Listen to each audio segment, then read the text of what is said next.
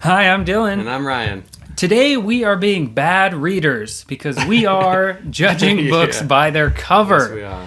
You should never judge a book by its cover. But today we are going to share with you our top 5 book covers. There are lots of great book covers out there, lots of great visual art to go on the front of a book.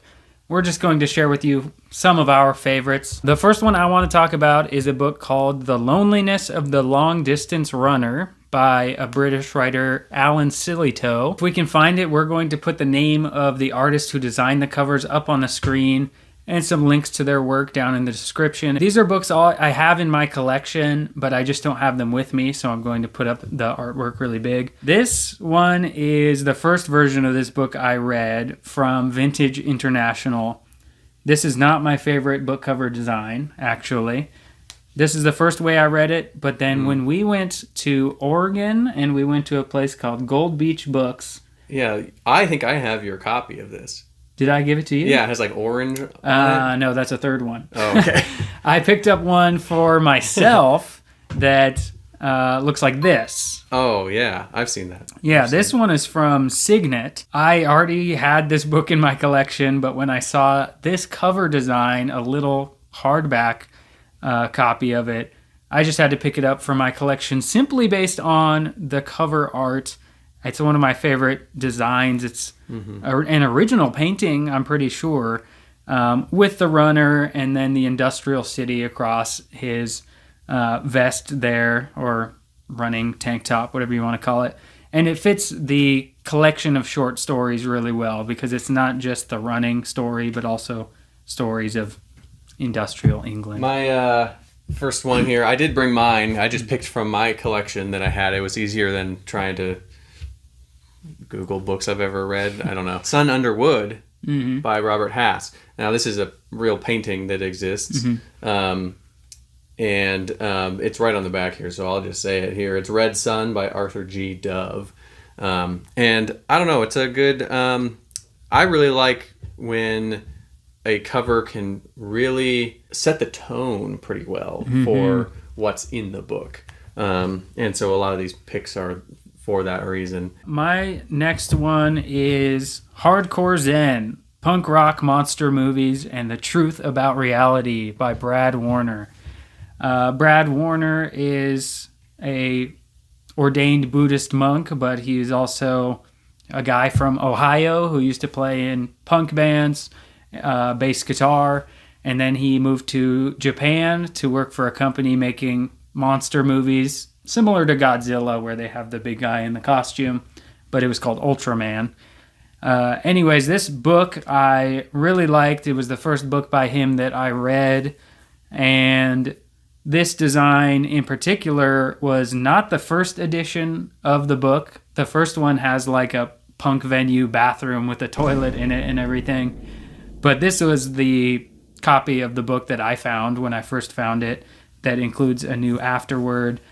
And it was a really striking image that stuck out to me with the bright red background and then the black silhouette of somebody meditating with kind of stereotypical punk mohawk and tattoos, even though that is nothing like what Brad Warner looks like. He looks like a regular guy, just brown hair, unstyled, no tattoos.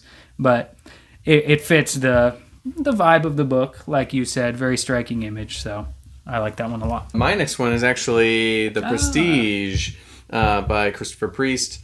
Another one that like does a really good job of looking old-timey. Yeah. You know, this is it takes place in the 1800s, so it's got these old like drawings, you know, that also is kind of almost like a old engineering drawing or something, you know, the way that this image looks here. Not engineering necessarily, but like some kind of technical drawing. That makes me think of that just because of the like angles involved in these two like figures here. That is an interesting one. Based on my first two picks and knowing my next one, contrasted with that, I feel like I like striking images with bright colors because my next one is Machete or Machete Poems by Tomás Q. Morín. This was a collection of poetry that I really liked, and also the cover was very striking to me. It stood out. It's just blue background. I like that shade of blue, and then these sort of minimal drawings of tiger heads. And it's interesting how it fits into the poems in the collection, because there are a lot of references to some animals in the poems, but also there's more water imagery and like water animal imagery that I remember from the collection of poems. So at first it seemed like a contrast with the cover, but it has that blue background, and it's just about, I don't know, this wild feeling. So I really liked this image when I first saw it, and then I liked the collection of poetry. I like how it works well together. My next one is Ring by Koji Suzuki. Very simple design. It's just this, it's not a spiral. It's just, these lines that, they converge into this center, or they, spread out from this hole here that just has a skull and crossbones in it. But just the lines themselves is like it really said it to me, because it's a very unsettling thing to look at. It's almost, it's not pleasing. It's like, I don't like it, but it makes me a little anxious or nervous to look at it, this way, the color and everything. That fits the story very well. I think it sets it up really well, so. It's like a videotape that you don't want to watch, but you can't look away, and it's very unsettling. Yeah. Okay. So that's why I like that one. Great pick. My next one's a little bit different for me. It's not illustration, bright colors. It's Upstream by Mary Oliver. I know I've mentioned this book to you before. Mary Oliver is an American poet that writes about nature. This one is a collection of essays that I really liked by her, and the artwork goes from the front cover across the side and onto the back. A really high resolution nature photography that just looks beautiful, and it matches the essay so well because she writes about nature and also about famous American writers in this collection, like Ralph Waldo Emerson, who's also a nature writer. So it's beautiful, and it fits it perfectly. Yeah, that's very nice. My next one is also a photo. Oh, yeah. It is Raymond Carver's What We Talk About When We Talk About Love. And this is another one that I felt really sets the scene, grabs, kind of what his stories are like in this collection. Because it's just this normal scene of, taken from a driveway, pointed to a house. It gets part of what might be a garage here. A car seems to have just left this driveway, there's a light on in this window, otherwise the rest of it's dark, and it's kind of like a lot might be being told in this picture, but it's just on the face of it's just a picture. Yeah. But there's a lot going on here that you could read into, and that's what his stories are like. Very simple. They don't explain what's going on. They're just giving you a scene. I like that. And they might be really short. Yeah, because you don't see what's happening on this image. Yeah. But there's a window and the light's on. It's almost like something's happening just out of frame. Yeah. Mm-hmm. Yeah, interesting. I didn't think about it quite in that way, but I like how you described that. My next one is from my collection. Another striking image. And this book was one that you gave to me as a gift, actually, a long time ago. The Dhammapada, Teachings of the Buddha. You did give this one to me, right? I think so. I mean, I honestly... it looks very familiar, but that was a long time ago. Oh, yeah. Maybe 10, 15 years ago. Yeah. A long time ago. I still have it. I go back and reread it every once in a while. It's I've mentioned on this channel that I like Zen Flesh, Zen Bones, little Buddhist book. I do like the content of that book more than this one. That's my controversial Buddhist take. But this one's nice. It's just a lot of kind of quotes and like teachings, sayings like that. But the physical book in my collection is one of the most beautiful books I have. You can't see it with just the picture, but it's beautiful colors, bright purple and gold, but also it's hardcover and engraved, so it has a nice texture to it. The Buddha statue pops out. Those darker purples cut into the hardcover of the book. So it's very elegant, shiny, great book. This is my last one.